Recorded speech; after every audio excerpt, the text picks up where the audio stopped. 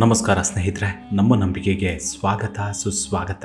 ಸ್ನೇಹಿತರೆ, ಕಲ್ಕಿ ಭಗವಾನ್ ಹುಟ್ಟಿನ ಬಗ್ಗೆ ಸನಾತನ ಧರ್ಮದಲ್ಲಿ ಅತಿ ಪ್ರಾಚೀನವಾಗಿ ಹುಟ್ಟಿಕೊಂಡಿರುವ ಉಲ್ಲೇಖ ಹಾಗೂ ಕಥಾನಕಗಳು ನಮ್ಮೆಲ್ಲರಿಗೂ ಕಲ್ಕಿ ಭಗವಂತನ ಅವತಾರದ ಕುರಿತಾಗಿ ವಿಸ್ತೃತ ಮಾಹಿತಿಯನ್ನ ನೀಡ್ತವೆ. ಕಲ್ಕಿ ಭಗವಂತನ ಅವತಾರ ಹೇಗಿದ್ದಿರಬಹುದು ಅನ್ನೋ ಕಲ್ಪನೆ ಹಾಗೂ ಕಾತರತೆ ನಮ್ಮೆಲ್ಲರದ್ದು. ಆದರೆ ಓರ್ವ ಮತಾಂಧ ಎಷ್ಟು ಅಪಾಯಕಾರಿಯೋ ಓರ್ವ ಧರ್ಮ ವಿರೋಧಿ ಕೂಡ ಅದಕ್ಕಿಂತಲೂ ಕ್ರೂರ ಅನ್ನೋದಕ್ಕೆ ಇವತ್ತಿನ ವರದಿ ಸಾಕ್ಷಿಯಾಗತ್ತೆ. ಎಲ್ಲಿಯ ಪ್ರವಾದಿ, ಎಲ್ಲಿಯ ಕಲ್ಕಿ ಭಗವಾನ್? ಈ ರೀತಿಯಾದ ಹೋಲಿಕೆಗೆ ಆತ್ಮಸಾಕ್ಷಿಯಾದ್ರೂ ಹೇಗೆ ಬಂತು ಅನ್ನೋದನ್ನ ಊಹಿಸೋಕ್ಕೂ ಅಸಾಧ್ಯ.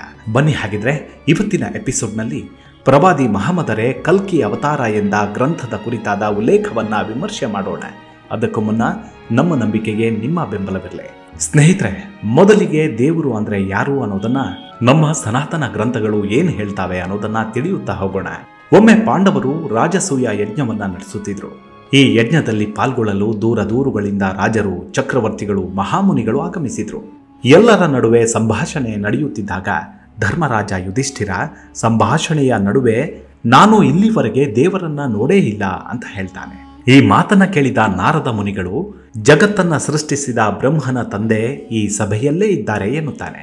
ಆಗ ಯುಧಿಷ್ಠಿರನು ಅವನು ಎಲ್ಲಿದ್ದಾನೆ, ನನಗೆ ಕಾಣಿಸುತ್ತಿಲ್ಲವಲ್ಲ ಎಂದು ನಾರದರನ್ನ ಹೀಯಾಳಿಸುತ್ತಾನೆ. ಯಾಕಂದ್ರೆ ಶ್ರೀಕೃಷ್ಣನು ಪಾಂಡವರೊಂದಿಗೆ ಅನೇಕ ದಿನಗಳ ಕಾಲ ವಾಸಿಸುತ್ತಿದ್ದ. ಆದರೆ ಇದರ ಹೊರತಾಗಿಯೂ ಯಾರೂ ಅವನನ್ನ ಗುರುತಿಸಲು ಸಾಧ್ಯವಾಗಲಿಲ್ಲ. ಶ್ರೀಕೃಷ್ಣನೇ ಪರಮಾತ್ಮನೆಂದು ಯಾರಿಗೂ ತಿಳಿದಿರಲಿಲ್ಲ. ಪಾಂಡವರು ಕೃಷ್ಣನನ್ನ ತಮ್ಮ ಮಾವನ ಮಗನೆಂದು ಮಾತ್ರ ಪರಿಗಣಿಸಿದ್ರು. ಶ್ರೀಕೃಷ್ಣ ನಾರದ ಮುನಿಗಳಿಗೆ ಮೌನವಾಗಿರಲು ಸೂಚಿಸಿದ. ಆದರೂ ಕೂಡ ನಾರದರು ಪಾಂಡವರಿಗೆ ಶ್ರೀಕೃಷ್ಣನ ನಿಜ ರೂಪದ ಬಗ್ಗೆ ಹೇಳಲು ಮುಂದಾಗ್ತಾರೆ. ನಾರದರು ಯುಧಿಷ್ಠಿರನಿಗೆ ಹೇಳ್ತಾರೆ, ರಾಜ, ದುರ್ವಾಸ, ಜಮದಗ್ನಿ, ಮಹಾಮುನಿಗಳೆಲ್ಲರೂ ಈ ಯಜ್ಞದ ಫಲವನ್ನ ಪಡೆದುಕೊಳ್ಳುವ ದುರಾಸೆಯಿಂದ ಇಲ್ಲಿಗೆ ಬಂದದ್ದಲ್ಲ. ಅದಕ್ಕಿಂತ ಹೆಚ್ಚಾಗಿ ಇವರೆಲ್ಲರೂ ಪರಮಾತ್ಮನ ದರ್ಶನ ಭಾಗ್ಯವನ್ನ ಪಡೆದುಕೊಳ್ಳುವುದಕ್ಕಾಗಿ ಇಲ್ಲಿಗೆ ಬಂದಿದ್ದಾರೆ. ಈ ಯಜ್ಞದಲ್ಲಿ ನಿಮ್ಮೊಂದಿಗೆ ದೇವರು ಇದ್ದಾನೆ ಎಂದರೆ ನೀವು ತುಂಬಾನೇ ಅದೃಷ್ಟವಂತರು. ಆಗ ನಾರದರು ಶ್ರೀಕೃಷ್ಣನ ಕಡೆಗೆ ಬೆರಳನ್ನ ತೋರಿಸಿ ಅಯಂ ಬ್ರಹ್ಮ ಅಂದರೆ ಇವರೇ ಬ್ರಹ್ಮ ಎನ್ನುತ್ತಾನೆ. ಆಗ ಶ್ರೀಕೃಷ್ಣನು ಮುಗುಳ್ನಗುತ್ತಾ ನಾನು ಬ್ರಹ್ಮನಲ್ಲ, ನಾರದರಿಗೆ ಸ್ವಲ್ಪ ಸುಳ್ಳನ್ನ ಹೇಳುವ ಅಭ್ಯಾಸವಿದೆ ಎನ್ನುತ್ತಾರೆ. ಆಗ ಯುಧಿಷ್ಠಿರನು ಆತ್ಮದ ಬಗ್ಗೆ ಹೇಳುವಂತೆ ಶ್ರೀಕೃಷ್ಣನಲ್ಲಿ ಕೇಳ್ತಾನೆ. ಯುಧಿಷ್ಠಿರನು ಶ್ರೀಕೃಷ್ಣನ ಬಳಿ ಆತ್ಮದ ಸಾರವನ್ನ ಕೇಳಿದಾಗ ಶ್ರೀಕೃಷ್ಣ, ನಾನು ನನ್ನ ಶಕ್ತಿಯಿಂದ ಮಾನವನ ದೇಹದಲ್ಲಿ ಅವತರಿಸಿದ್ದೇನೆ. ನನ್ನನ್ನು ಕೇವಲ ಮನುಷ್ಯ ಎಂದು ಪರಿಗಣಿಸಿ ನಿರ್ಲಕ್ಷಿಸುವವರು ಮೂರ್ಖರು ಅಂತ ಹೇಳ್ತಾನೆ. ನಾನೇ ದೇವತೆಗಳಿಗೆ ಆದಿ ಎನ್ನುವ ಸತ್ಯವನ್ನು ವಿವರಿಸ್ತಾನೆ. ಸ್ವರ್ಗವೇ ನನ್ನ ತಲೆ, ಸೂರ್ಯ ಚಂದ್ರರೇ ನನ್ನ ಕಣ್ಣುಗಳು, ನನ್ನ ಬಾಯಿಯೇ ಬ್ರಾಹ್ಮಣ, ವಾಯುವೇ ನನ್ನ ಉಸಿರಾಟ, 8 ದಿಕ್ಕುಗಳೇ ನನ್ನ ತೋಳುಗಳು, ನಕ್ಷತ್ರಗಳೇ ನನ್ನ ಆಭರಣ, ಆಕಾಶವೇ ನನ್ನ ಹೃದಯ. ನನಗೆ ಒಂದಲ್ಲ ಸಾವಿರಾರು ತಲೆಗಳು, ಸಾವಿರಾರು ಮುಖಗಳು, ಸಾವಿರಾರು ಕಣ್ಣುಗಳು, ಸಾವಿರಾರು ತೋಳುಗಳು, ಸಾವಿರಾರು ಹೊಟ್ಟೆಗಳು, ಸಾವಿರಾರು ತೊಡೆಗಳು ಮತ್ತು ಸಾವಿರಾರು ಕಾಲುಗಳಿವೆ. ಇದರಿಂದ ನಾನು ಬ್ರಹ್ಮಾಂಡವನ್ನ ನಿರ್ವಹಿಸುತ್ತಿದ್ದೇನೆ ಎಂದು ಶ್ರೀಕೃಷ್ಣ ಪರಮಾತ್ಮ ದೇವರ ಸಾರವನ್ನ ಹೇಳುತ್ತಾನೆ. ಹೀಗೆ ದೇವರು ಹಾಗೂ ದೇವರ ಅವತಾರ ಅಂದಾಕ್ಷಣ ಅದೊಂದು ಮನುಕುಲದ ಉದ್ಧಾರ ಮಾಡಿ ಪ್ರೀತಿಯಿಂದಲೇ ಎಲ್ಲರನ್ನು ತನ್ನತ್ತ ಸೆಳೆಯುವ ಮಹಾನ್ ಶಕ್ತಿಯಾಗಿರುತ್ತೆ. ಇದೆಲ್ಲವೂ ನಮ್ಮ ಸನಾತನಿಗಳ ನಂಬಿಕೆಯೂ ಹೌದು. ಅದರ ಮುಂದುವರೆದ ಭಾಗವಾದ ಹಿಂದೂ ಸಂಪ್ರದಾಯದ ಜೀವಾಳವೂ ಕೂಡ ಹೌದು. ಆದರೆ ಬಂಗಾಳಿ ಬ್ರಾಹ್ಮಣ ಕುಟುಂಬದಲ್ಲಿ ಜನಿಸಿದ ಪಂಡಿತ್ ವೇದ ಪ್ರಕಾಶ್ ಉಪಾಧ್ಯಾಯ ಎನ್ನುವ ಲೇಖಕರು ಮಾಡಿದ ಅವಿವೇಕತನ ಅದೆಷ್ಟೋ ಭಾವನೆಗಳಿಗೆ ಕೊಳ್ಳಿಟ್ಟು ಬಿಟ್ಟಿತ್ತು. ಚಿಂತಕ, ಲೇಖಕ, ಸಾಲದಕ್ಕೆ ಪ್ರೊಫೆಸರ್ ಆಗಿದ್ದವರು ಈ ವೇದ ಪ್ರಕಾಶ್ ಉಪಾಧ್ಯಾಯ. ಹೀಗೆ 2017ರಲ್ಲಿ ಮುತುವರ್ಜಿ ವಹಿಸಿ ಸಂಶೋಧಿಸಿ ಎಲ್ಲ ಗ್ರಂಥಗಳನ್ನು ಅಳೆದು ತೂಗಿ ಕೂಲಂಕುಷವಾಗಿ ಅಧ್ಯಯನ ನಡೆಸಿ ಒಂದು ಪುಸ್ತಕದ ಹೆಸರು ಕಲ್ಕಿ ಅವತಾರ ಮತ್ತು ಪ್ರವಾದಿ ಮಹಮ್ಮದ್ ಸಾಹೇಬ ಎಂದು ಒಂದು ಪುಸ್ತಕವನ್ನು ಬರೀತಾರೆ. ಈ ಪುಸ್ತಕ ಅದೆಷ್ಟು ವಿವಾದಕ್ಕೀಡಾಯಿತು ಅಂದರೆ ಲೇಖಕ ಸಮಾಜದ ಮುಂದೆ ಮುಖ ಒಡ್ಡಲಾಗದೆ ಕೈಗೆ ಸಿಗದಂತೆ ಓಡಾಡಲು ಶುರು ಮಾಡಿದ್ರು. ಅಲ್ಲಿವರೆಗೂ ಈತ ಯಾರು ಅನ್ನೋದೇ ಅರಿವಿರದ ಭಾರತೀಯರಿಗೆ ಈ ಒಂದು ಲೇಖನದಿಂದ ಬಾಯಿ ಮಾತಾಗಿ ಬಿಟ್ಟಿದ್ದ. ಅಷ್ಟಕ್ಕೂ ಈ ಪುಸ್ತಕದಲ್ಲಿದ್ದ ವಿಷಯವೆಂದರೆ ಹಿಂದೂಗಳು ನಂಬುವ ವಿಷ್ಣುವಿನ ಕೊನೆಯ ಅವತಾರವಾದ ಕಲ್ಕಿ ಭಗವಾನ್ ಈಗಾಗಲೇ ಅಂದರೆ 1400 ವರ್ಷಗಳ ಮುಂಚೆಯೇ ಅರಬಿಯಾದಲ್ಲಿ ಹುಟ್ಟಿಬಿಟ್ಟಿದ್ದಾನೆ. ಅದು ಪ್ರವಾದಿ ಮಹಮ್ಮದ್ರವರೇ ಆಗಿದ್ದಾರೆ. ಕಲ್ಕಿಯ ಇನ್ನೊಂದು ಅವತಾರಕ್ಕಾಗಿ ಕಾಯಬೇಕಿಲ್ಲವೆಂಬ ಅವರ ಎಲುಬಿಲ್ಲದ ಹೇಳಿಕೆ ಇನ್ನಿಲ್ಲದಂತೆ ಮಾರ್ದನಿಸಿಬಿಡ್ತು. ಕಲ್ಕಿ ಅವತಾರಕ್ಕೆ ಸಂಬಂಧಿಸಿ ಅನೇಕ ವರ್ಷಗಳ ಅಧ್ಯಯನ ಸಂಶೋಧನೆಗಳ ಬಳಿಕ ಸಂಸ್ಕೃತ ಪಂಡಿತರು ಅಲಹಾಬಾದ್ ವಿಶ್ವವಿದ್ಯಾನಿಲಯದ ಪ್ರೊಫೆಸರ್ ಆಗಿದ್ದ ವೇದ ಪ್ರಕಾಶ್ ಉಪಾಧ್ಯಾಯ ಈ ಅಭಿಪ್ರಾಯಕ್ಕೆ ತಲುಪಿದರು. 8 ಪ್ರಮುಖ ವೇದ ಪಂಡಿತರು ಗ್ರಂಥದ ಅಭಿಪ್ರಾಯಗಳು ಸರಿಯಾದುದೆಂದು ಸಾಕ್ಷ್ಯವನ್ನು ವಹಿಸುತ್ತಾರೆ. ಅದರಲ್ಲಿ ಕಲ್ಕಿ ಪುರಾಣ, ವಿಷ್ಣು ಪುರಾಣ, ಭಾಗವತ ಪುರಾಣ, ಬ್ರಹ್ಮಾಂಡ ಪುರಾಣ ಮುಂತಾದ ಹಿಂದೂ ಪುರಾಣಗಳು ದೇವನ ಅಂತಿಮ ಅವತಾರವಾದ ಕಲ್ಕಿಯ ಕುರಿತು ಭವಿಷ್ಯ ನುಡಿಯುತ್ತವೆ. ಕಲ್ಕಿ ಎಂಬ ಪದದ ಅರ್ಥ ಅಂಧಕಾರವನ್ನ ದೂರೀಕರಿಸುವವನು ಎಂದಾಗುತ್ತೆ. ಕಲಿಯುಗದ 2ನೆಯ ಮತ್ತು 3ನೆಯ ಘಟ್ಟದಲ್ಲಿ ಜನರಿಂದ ಧಾರ್ಮಿಕ ಪ್ರಜ್ಞೆ ಅಪ್ರತ್ಯಕ್ಷಗೊಳ್ಳುತ್ತೆ. ಅವರು ದೇವನನ್ನ ಸಂಪೂರ್ಣವಾಗಿ ಮರೆತು ಬಿಡ್ತಾರೆ. ಹಾಗಿರುವಾಗ ಲೋಕದಿಂದ ಅಂಧಕಾರವನ್ನ ದೂರಗೊಳಿಸಲು ಮತ್ತು ಕೆಡುಕನ್ನ ನೀಗಿಸಲು ತರುವಾಯ ಸನಾತನ ಧರ್ಮವನ್ನ ಪುನಃ ಪ್ರತಿಷ್ಠಾಪನೆ ಮಾಡಲು ದೇವನು ಕಲ್ಕಿ ಅವತಾರವನ್ನ ಕೈಗೊಳ್ಳುವನೆಂದು ಪುರಾಣಗಳು ಹೇಳ್ತಾರೆ. ಶ್ರೀರಾಮಕೃಷ್ಣರ ಅವತಾರ ಸರಣಿಗೆ ಸೇರಿದ ಕಲ್ಕಿಯನ್ನ ಕೊನೆಯ ಅವತಾರವೆಂದು ಹಿಂದೂಗಳು ನಂಬುತ್ತಾರೆ. ಕಲ್ಕಿ ಈ ತನಕ ಹುಟ್ಟಿಲ್ಲವೆಂದೇ ಅನೇಕರ ಭಾವನೆ. ಕಲ್ಕಿಯು ಅಶ್ವ ಹಾಗೂ ಖಡ್ಗವನ್ನ ಹಿಡಿದು ಬರ್ತಾನೆ ಅಂತ ಪುರಾಣಗಳು ಹೇಳ್ತವೆ. ಯುದ್ಧದಲ್ಲಿ ಕುದುರೆ ಮತ್ತು ಖಡ್ಗವನ್ನ ಬಳಸುವ ಕಾಲ ಕಳೆಯಿತೆಂದು, ಅದರಿಂದ ಕಲ್ಕಿ ಅವತಾರ ಹಿಂದೆಯೇ ಗತಿಸಿರಬಹುದೆಂದು ವೇದ ಪ್ರಕಾಶರವರು ನಿರೂಪಣೆ ಮಾಡ್ತಾರೆ. ಕಲ್ಕಿಯ ಹುಟ್ಟೂರಾದ ಸಂಬಾಲ ನಗರ 3 ಭಾಗಗಳು ಸಮುದ್ರದಿಂದ ಆವೃತವಾದ ಅರೇಬಿಯಾ ದ್ವೀಪವೇ ಆಗಿದೆ ಎಂದು ಅವರು ವಾದಿಸ್ತಾರೆ. ಕಲ್ಕಿ ಆ ನಾಡಿನ ಅತ್ಯಂತ ಸತ್ಯಸಂಧ ವ್ಯಕ್ತಿ ಎಂದು ಪುರಾಣಗಳು ಪರಿಚಯ ಪಡಿಸ್ತವೆ. ಕಲ್ಕಿಯ ತಂದೆ ವಿಷ್ಣುವೇಶ್, ತಾಯಿ ಸುಮತಿ. ಸಂಸ್ಕೃತದಲ್ಲಿ ವಿಷ್ಣುವೇಶ್ ಎಂದರೆ ದೇವನ ದಾಸ ಎಂದರ್ಥ. ಅದೇ ಪ್ರವಾದಿ ಮಹಮ್ಮದ್ ರವರ ತಂದೆ ಅಬ್ದುಲ್ಲಾ ಅಂದ್ರೆ ಅರಬಿ ಭಾಷೆಯಲ್ಲಿ ದೇವನ ದಾಸ ಎಂದರ್ಥ. ಕಲ್ಕಿಯ ತಾಯಿಯ ಹೆಸರು ಸುಮತಿ ಅಂದ್ರೆ ಸಮಾಧಾನ ಎಂದರ್ಥ. ಪ್ರವಾದಿ ಮಹಮ್ಮದ್ ರವರ ತಾಯಿಯ ಹೆಸರು ಅಮೀನಾ. ಅರಬಿಯಲ್ಲಿ ಅಮೀನಾ ಎಂದರೆ ಸಮಾಧಾನವನ್ನ ಸೂಚಿಸುತ್ತೆ. ಕಲ್ಕಿ ಅವತಾರದ ಜನ್ಮ ಸಕಲ ಲೋಕಕ್ಕಾಗಿರುವ ಕೊನೆಯ ಅವತಾರವಾಗಿರುವುದೆಂದು ಪುರಾಣಗಳು ಹೇಳ್ತವೆ. ವಿಷ್ಣುವಿನ 24 ಅವತಾರಗಳಲ್ಲಿ ಕೊನೆಯ ಅವತಾರ ಕಲ್ಕಿ ಆಗಿರುವರೆಂದು ಭಾಗವತ ಪುರಾಣ ಭವಿಷ್ಯ ನುಡಿಯುತ್ತೆ. ಮುಸಲ್ಮಾನರು ಪ್ರವಾದಿ ಮಹಮ್ಮದರು ಕೊನೆಯ ಪ್ರವಾದಿ ಆಗಿರುವರೆಂದು ಇನ್ನು ಯಾವುದೇ ಪ್ರವಾದಿಯ ಜನನವಾಗುವುದಿಲ್ಲವೆಂದು ನಂಬುತ್ತಾರೆ.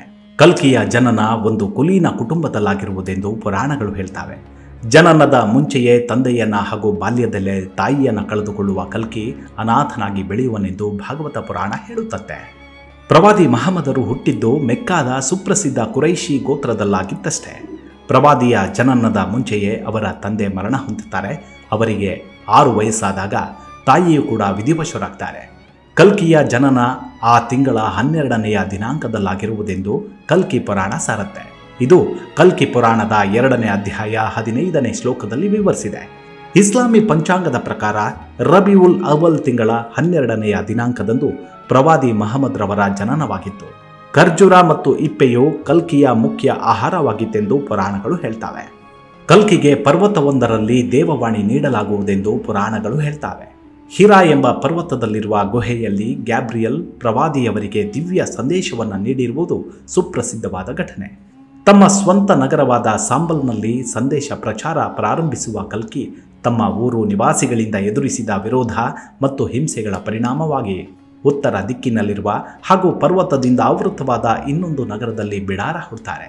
ಕೆಲವು ಕಾಲಗಳ ನಂತರ ಯುದ್ಧ ಸಜ್ಜರಾಗಿ ತನ್ನ ಊರಿಗೆ ಮರಳಿ ಹುಟ್ಟೂರನ್ನು ಅಧೀನಪಡಿಸ್ತಾರೆ. ಆ ಬಳಿಕ ಇಡೀ ರಾಷ್ಟ್ರವೇ ಕಲ್ಕಿಯ ಅಧೀನವಾಗುವುದೆಂದು ಪುರಾಣಗಳು ಹೇಳ್ತವೆ. ಪ್ರವಾದಿತ್ವ ಲಭಿಸಿದ ಬಳಿಕ ಹುಟ್ಟೂರಾದ ಮೆಕ್ಕಾದಲ್ಲಿ ಸಂದೇಶ ಪ್ರಚಾರ ಆರಂಭಿಸಿದ ಪ್ರವಾದಿ ಶತ್ರುಗಳ ವಿರೋಧದ ಕಾರಣ ಮದೀನದ ಕಡೆಗೆ ರವಾನೆಯಾದುದು. ತದನಂತರ ಅನುಯಾಯಿಗಳ ಸಮೇತ ಹುಟ್ಟೂರಿಗೆ ಮರಳಿ ಬಂದು ಅದನ್ನು ಅಧೀನಗೊಳಿಸುವುದು. ಅದರ ಪರಿಣಾಮವಾಗಿ ಇಡೀ ಅರೇಬಿಯಾವೇ ಅವರಿಗೆ ವಿಧೇಯವಾದುದು ಸ್ಪಷ್ಟವಾದ ಚಿತ್ರಣ. ಕಲ್ಕಿ 4 ಅನುಚರರ ಜೊತೆ ಪಿಶಾಚಿಯನ್ನ ಸೋಲಿಸುವವರು ಎಂದು ಕಲ್ಕಿ ಪುರಾಣ 2ನೇ ಅಧ್ಯಾಯ 5ನೇ ಶ್ಲೋಕದಲ್ಲಿ ವಿವರಿಸಿದೆಯಂತೆ. ಅವರನ್ನೇ ಅಬೂಬಕರ್, ಉಮರ್, ಉಸ್ಮಾನ್, ಅಲಿ ಎಂಬುವರು ಪ್ರಾರಂಭ ಕಾಲದ ಖಲೀಫರು ಪ್ರವಾದಿಯ ಆತ್ಮೀಯ ಶಿಷ್ಯರಾಗಿದ್ದರು. ದುಷ್ಟಶಕ್ತಿಗಳೊಂದಿಗಿನ ಹೋರಾಟದಲ್ಲಿ ಕಲ್ಕಿಗೆ ದೇವ ಸಹಾಯವು ಲಭಿಸುವುದು ಎಂದು ಕಲ್ಕಿ ಪುರಾಣದಲ್ಲೇ ಉಲ್ಲೇಖವಾಗಿದೆಯಂತೆ. ಅದರಲ್ಲಿ ಬದರ್, ಉಹುದ್ ಯುದ್ಧಗಳಲ್ಲಿ ಪ್ರವಾದಿ ಮಹಮ್ಮದರವರಿಗೆ ಅಲ್ಲಾಹನ ದೇವಚರರು ನೆರವಾಗಿದ್ದರೆಂದು ವೇದ ಪ್ರಕಾಶರವರು ಬೊಟ್ಟು ಮಾಡಿ ತೋರಿಸ್ತಾರೆ. ದೇವನಿಂದ ಅತಿ ವೇಗವಾದ ಕುದುರೆ ಅವರಿಗೆ ಲಭಿಸುತ್ತೆ. ಆ ಕುದುರೆಯ ಮೇಲೇರಿ ಮಿಂಚಿನ ವೇಗದಲ್ಲಿ ಖಡ್ಗದೊಂದಿಗೆ ಸಂಚರಿಸಿ ಅವರು ಲೋಕವನ್ನೇ ಗೆಲ್ಲುತ್ತಾರೆ. ಆ ಕುದುರೆಯ ಮೇಲೇರಿ ಅವರು 7 ಆಕಾಶಗಳನ್ನು ದಾಟುತ್ತಾರೆ ಎಂದು ಭಾಗವತ ಪುರಾಣ ಖಂಡ 12ರಲ್ಲಿ ಉಲ್ಲೇಖವಾಗಿದೆಯಂತೆ. ಬುರಾಕ್ ಎಂಬ ಅತಿ ವೇಗದ ಕುದುರೆಯ ಮೇಲೇರಿ 7 ಆಕಾಶಗಳ ಮೂಲಕ ಪ್ರವಾದಿಯವರು ಸಂಚರಿಸಿರುವುದಾಗಿ ಮುಸ್ಲಿಮರು ನಂಬುತ್ತಾರೆ. ಸೌಂದರ್ಯದಲ್ಲಿ ಮತ್ತು ದೇಹಾಕೃತಿಯಲ್ಲಿ ಕಲ್ಕಿಯನ್ನ ಮೀರುವವರು ಇರಲಾರರೆಂದು ಭಾಗವತ ಪುರಾಣ ಹೇಳುತ್ತೆ. ಆಕರ್ಷಕವಾದ ವ್ಯಕ್ತಿತ್ವ ಮತ್ತು ಅಂದವಾದ ದೇಹಾಕೃತಿ ಪ್ರವಾದಿಯವರ ವೈಶಿಷ್ಟ್ಯವಾಗಿತ್ತೆಂದು ಅವರ ಸಹಚರರು ಸಾಕ್ಷ್ಯ ವಹಿಸುತ್ತಾರೆ. ಕಲ್ಕಿಯ ದೇಹದಿಂದ ಸದಾ ಸುಗಂಧ ಸೂಸುತ್ತಲಿರುತ್ತಂತೆ. ಪರಿಸರ ಆ ಪರಿಮಳದ ಸಲುವಾಗಿ ಆನಂದಗೊಳ್ಳುವುದು ಎಂದು ಭಾಗವತ ಪುರಾಣದಲ್ಲಿ ಉಲ್ಲೇಖವಾಗಿದೆಯಂತೆ. ಪ್ರವಾದಿ ಮಹಮ್ಮದರು ನಡೆದಾಡುವಾಗ ಪರಿಸರ ಸುಗಂಧಮಯವಾಗುತ್ತಿತ್ತು ಎಂದು ಕೆಲವು ಹದೀಸ್ಗಳು ವ್ಯಕ್ತಪಡಿಸುತ್ತವೆ. ಭಾಗವತ ಪುರಾಣ ಕಲ್ಕಿಯನ್ನ ಜಗತ್ಪತಿ ಎಂಬುದಾಗಿ ಬಣ್ಣಿಸುತ್ತೆ. ಕಲ್ಕಿ 8 ವಿಶಿಷ್ಟ ಗುಣಗಳಿಂದ ಅನುಗ್ರಹಿತರಾಗಿರುವರೆಂದು ಪುರಾಣಗಳು ಹೇಳ್ತವೆ. ಆತ್ಮನಿಯಂತ್ರಣ, ಧೈರ್ಯ, ಮಿತವಾದ ಮಾತು, ದಾನ, ಕೃತಜ್ಞತೆ, ಉನ್ನತ ಕುಟುಂಬ, ವಿವೇಕ, ದಿವ್ಯ ಸಂದೇಶ ಎಂಬ ಆ 8 ಗುಣಗಳು. ಆ ಮಹಾಚರಿತ್ರೆಯನ್ನು ಓದುವ ಯಾರಿಗೂ ಈ 8 ಗುಣಗಳು ಪ್ರವಾದಿ ಮಹಮ್ಮದರಲ್ಲಿ ವೇದ್ಯವಾಗಿತ್ತು ಎನ್ನುತ್ತಾರೆ ವೇದ ಪ್ರಕಾಶ್ ಉಪಾಧ್ಯಾಯ. ಹಾಗಾಗಿ ಕಲ್ಕಿಯ ಕುರಿತಾಗಿ ಇರುವ ಹಿಂದೂ ಪುರಾಣಗಳ ಭವಿಷ್ಯ ನುಡಿಗಳು ಪ್ರವಾದಿಯಾದ ಮಹಮ್ಮದ್ ಪೈಗಂಬರ್ರವರಿಗೆ ಮಾತ್ರ ಹೋಲುತ್ತದೆ ಎಂದು ವೇದ ಪ್ರಕಾಶ್ ರವರು ಸಮರ್ಥಿಸುತ್ತಾರೆ. ಸ್ನೇಹಿತರೆ, ಈ ಎಡಬಿಡಂಗಿ ಲೇಖಕನ ಮಾನಸಿಕ ಚಿಂತನೆಗೆ ಅದೇನೆನ್ನಬೇಕೋ ನಿಜಕ್ಕೂ ಪದಗಳೇ ಹೋಲುತ್ತಿಲ್ಲ. ಮೊದಲು ಸನಾತನ ಪುರಾಣಗಳನ್ನು ಸರಿಯಾಗಿ ಅಧ್ಯಯನ ಮಾಡಿದ್ದೇ ಆದರೆ ಈ ರೀತಿಯಾದ ಹೋಲಿಕೆ ಅಸಮಂಜಸವಾಗಿ ಕಾಣುತ್ತೆ. ಕಲಿಯುಗ ಅಂತ್ಯದ ವೇಳೆಗೆ ಇಡೀ ಜಗತ್ತಿನಲ್ಲಿ ಅಧರ್ಮ ಹೆಚ್ಚಾದಾಗ ಜಗತ್ತನ್ನೇ ಬ್ಯಾಲೆನ್ಸ್ ಮಾಡುವುದಕ್ಕೆ ಅವತಾರವೆತ್ತಿ ಬರ್ತಾನೆ ಭಗವಂತ. ಅದರಲ್ಲೂ ಒಂದೊಂದು ಅವತಾರಗಳು ಯುಗ ಯುಗ ಕಳೆದರೂ ಮತ್ತಷ್ಟು ಪ್ರವರ್ಧಮಾನಕ್ಕೆ ಬರುತ್ತವೆ ವಿನಃ ವಿನಾಶ ಕಾಣುವುದಿಲ್ಲ. ಭಗವಂತ ಅವತಾರವೆತ್ತಿದಾಗ ಸಾಮಾನ್ಯ ಜನರನ್ನು ಪ್ರೀತಿಸ್ತಾನೆ, ಹಿಂಸಿಸುವುದಿಲ್ಲ. ದುರ್ಬಲರ ಕೈ ಹಿಡಿದು ಕಾಪಾಡ್ತಾನೆ ವಿನಃ ಹೊರೆ ಹಾಕುವುದಿಲ್ಲ. ಸ್ತ್ರೀ ಪುರುಷರನ್ನ ಏಕದೃಷ್ಟಿಯಲ್ಲಿ ಆರಾಧಿಸುತ್ತಾನೆ ವಿನಃ ಭೇದ ಭಾವ ಮಾಡುವುದಿಲ್ಲ.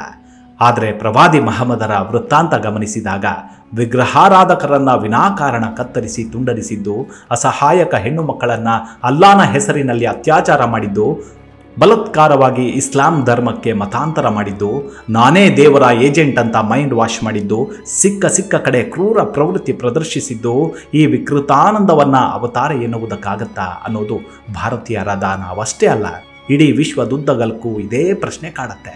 ಆದರೆ ದೇವರ ಅವತಾರ ಮನುಕುಲಕ್ಕೆ ಮಾದರಿ. ಈ ಪ್ರಕೃತಿಗೆ ಅದೇನೋ ನಿರಮ್ಮಳತೆಯ ಭಾವ. ಯಾರಿಗೂ ಯಾವತ್ತೂ ದ್ವೇಷಾಸೂಯೆಯ ಬೀಜ ಬಿತ್ತುವುದಿಲ್ಲ. ಅನ್ಯ ಧರ್ಮೀಯನೆನ್ನುವ ಭಾವ ಬಿತ್ತುವುದಿಲ್ಲ. ಧರ್ಮಾಂಧತೆಯ ಉದ್ದೀಪನ ಉಣಿಸುವುದಿಲ್ಲ. ಗೀತೆಯಲ್ಲಿ ಕೃಷ್ಣ ಹೇಳಿದ್ದು ಅದನ್ನೇ ಅನ್ನೋದನ್ನ ನಾವೆಲ್ಲರೂ ಅರ್ಥೈಸಿಕೊಳ್ಳಬೇಕು. ಶ್ರೀ ವಿಷ್ಣುವಿನ ಅಷ್ಟು ಅವತಾರಗಳಲ್ಲಿ ಅಸ್ತಿತ್ವದಲ್ಲಿದ್ದದ್ದು ಸನಾತನ ಪರಂಪರೆ ಮಾತ್ರವೇ ಹೊರತು ಯಾವುದೇ ಧರ್ಮಗಳ ಅಸ್ತಿತ್ವವಿರಲಿಲ್ಲ ಅನ್ನೋದು ನೆನಪಿನಲ್ಲಿಡಬೇಕು.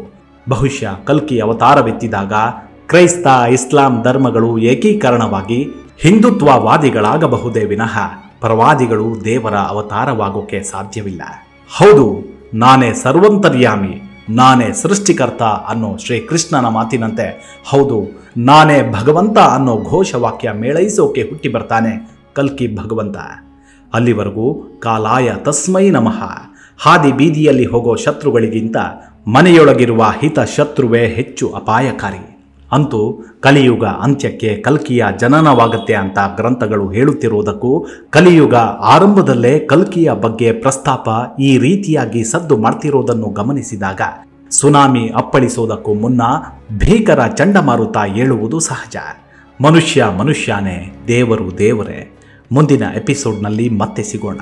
ಅಲ್ಲಿವರೆಗೂ ನಿಮ್ಮ ಆರೋಗ್ಯದ ಕಡೆ ಗಮನವಿರಲಿ. Take care. ನಮಸ್ಕಾರ.